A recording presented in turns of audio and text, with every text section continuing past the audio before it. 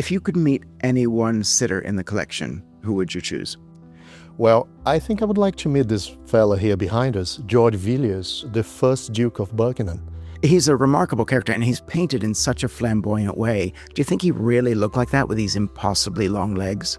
I didn't think he looked like that, but I think he wanted to be perceived as such a fashion icon that he was. And also the impossible size is actually to show how big he felt towards his subjects, because once upon a time he was as powerful as Queen Anne of Denmark. If you could meet one sitter in the collection, who would you choose? I think I'd pick Amy Winehouse. And why is that? Well, I mean, I'm a big fan of her music, and I mean, she's kind of iconic for where I'm living right now in Camden. So I just really like her as a person, and I really like her art, and it's pretty cool to see her here. What do you think of it? Well, I actually really like it, mostly because you can tell it's her, but in sort of subtle ways, because it has her iconic, like, cat eye eyeliner. And usually, especially when you see paintings of her in Camden or like graffiti, it's like, you know, the big beehive hair and like her iconic like, black dress. Whereas here, I think more subtle, it's more human as well in terms of depicting her as a person. What's your favorite memory of the National Portrait Gallery? Okay, favourite memory was during the closure when we were closed to the public. The building had just reopened. We were starting to rehang the collection, and I was walking through the galleries at the top one day, and I turned, and really unexpectedly I saw the portrait of Elizabeth I resting on some art blocks against the wall, and it was really crazy. It was kind of a big reminder of like, oh yeah, that's why we're here, that's why we're doing this, and it was great. That was quite special, yeah.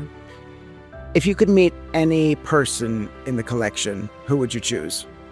The gentleman behind us, Sir Bobby Charlton, has always been a hero of mine. I watched him in the 1966 World Cup, and then in the 1968 European Cup final. He scored a just amazing goal. He's such a gentleman. And I think this portrait covers that because it suggests there's that halo above his head. If you could meet any sitter in the collection, who would it be? I think I would choose Angelica Kaufmann. She was originally from Switzerland, but she was really popular in London and Rome. She had a really big career in both those cities. She was one of the two founding female members of the Royal Academy, and she was sort of excluded from the typical sort of drawing salons where you were sort of drawing nude figures. So she sort of pioneered her own brand of narrative painting, so historical and mythological painting. And I just think it'd be really interesting to talk to her and see what it was like to be sort of a woman at that time, a female artist at that time. What's your favorite memory of the National Portrait Gallery? Well, I've got to be honest, this is my first time, and so it's got to be today. But just walking in and seeing all the history just face to face, it's really beautiful, and it kind of blows your mind a bit. If you could meet one sitter in the collection, who would you choose? I would choose Anne Boleyn, who is behind me here. I just think, you know, surrounded by icons, these Tudor history icons, Anne really stands out for me. And the portrait itself is really beautiful. It is actually iconic, and I would say that that necklace is really the way that we kind of think about her. When you think of the portrait of Anne Boleyn, do you think of this exact portrait, which is why I feel like it's a really special one in the National Portrait Gallery's collection. What's your favorite memory of the NPG? Well, a very nostalgic. So my favorite memory is actually the very beginning when we reopened after the 3 years closed for the audience, because I have the privilege to see the gallery from another perspective. I've seen it, yes, and I love doing the talks and tours. Very, very good stories indeed. If you could meet anyone in the collection, who would it be? Probably Oscar Wilde. He's meant to be one of the most entertaining people that's ever lived. I think whether it's a sort of a dinner party, it'd be a great sort of guest to have, but also just to spend half an hour, an afternoon or an evening chatting with him would probably be one of the more sort of enlightening experiences I think one could have chatting to a historic figure.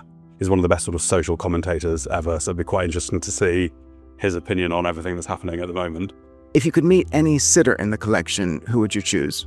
Definitely this one of King Edward VI. He was a prince when it was created, but it's just such a striking painting, and the fact that it's so elongated. I would definitely want to ask him about it. It is a fun thing, and I think it was just made really for amusement as much as anything else. What do you think? Yeah, they seem to think that trying to score some royal points to get the patronage, the fact that it's amusing, might have sat well with the prince. And I think that's fun, the politics behind so many of the paintings, about why they were painting, trying to secure the patronages, who gets to be painted. History is often talked about being in terms of Britain history, but just looking at the art in terms of the technology that was used to create it and the politics behind creating it, the diplomacy, who gets to be painted, it's fascinating. It's like stepping into the past. If you could meet any sitter in the collection, who would that be? It would be Samuel Johnson. And why is that? He created the English dictionary, so the Dictionary of the English Language in 1755. And because of my interest, my background is in linguistics, and I'm interested in how language works and how certain words need to be defined. At the portrait, you can see the dictionary on the shelf behind him. So it is a really good portrait by Sir Joshua Reynolds. What is your favorite memory of the National Portrait Gallery?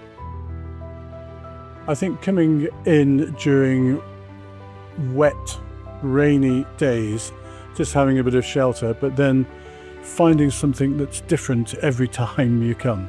And that for me is just wonderful. What's your favorite memory of the NPG?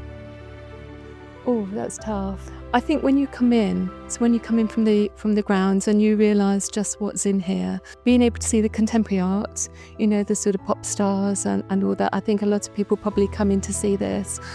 Being able to walk through and see the different generations and the different eras, I think is compelling. If you could meet anyone in the collection, who would it be? I think there's so many people, but it would be Diana, Princess of Wales. And why is that? I just love to sit down and have a cup of tea with her and just have a chat, see what's going on. The portrait's very personal as well. Yeah, the Brian Organ portrait in the collection is like just really beautiful, and she's really kind of, yeah, it's a very touching portrait. She comes across as incredibly approachable, I think, in that image. I think so. The way she's just kind of sat there kind of looking at you is very inviting.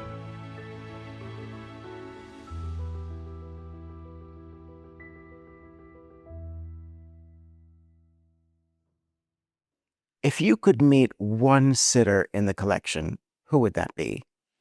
I would like to meet Prince Rupert of the Rhine. He's just a remarkable character. He is the nephew of King Charles I. He comes over to fight in the English Civil War. He's been, at 24 years old, a soldier professionally for 9 years already. He thinks the English who haven't been fighting maybe not so good. What an interesting character. Oh, yes, he's a remarkable man. He invents the mezzotint. He comes up with an idea for a gun where the barrel revolves. So he's invented the revolver. He invents the torpedo and bulletproof glass. That is a lot for one person to have done. A crazy amount of things that he did. He goes on to run Windsor Castle. He's a pirate in the Caribbean. I'm not joking. He's also Admiral of the English Navy as well. So he does more really than anyone else.